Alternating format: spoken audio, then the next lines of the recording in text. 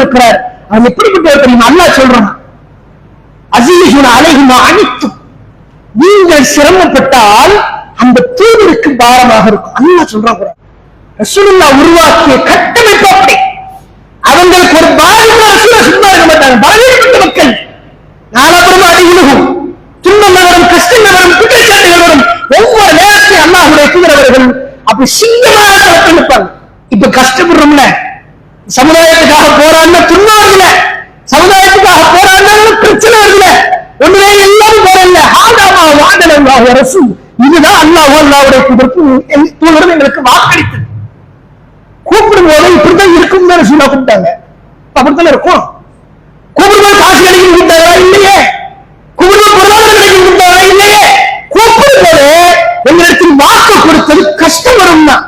ஒரு ஜமாத்துல இருந்தேன், தலைவரா இருந்தேன், செயலாளரா இருந்தேன், தாயா இருந்தேன், எவ்வளவு கஷ்டப்பட்டு இருக்க சமுதாயத்துக்கு. எனக்கு என்ன பண்ணிச்சு?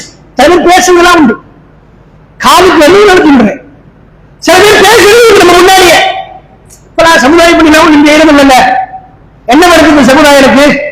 அவ்வளவோ பாடுபட்டேன், 20 ஆண்டு காலம் பாடுபட்டேன், 30 ஆண்டு காலம் பாடுபட்டேன். பதிலுக்கு இந்த சமுதாயம் என்ன பண்ணுச்சு? ஒண்ணும் பண்ணாது. சமுதாயம் ஒண்ணுமே நமக்கு திருப்பி பண்ணாது. அதான் உண்மை. அதை புரிஞ்சுக்கணும்.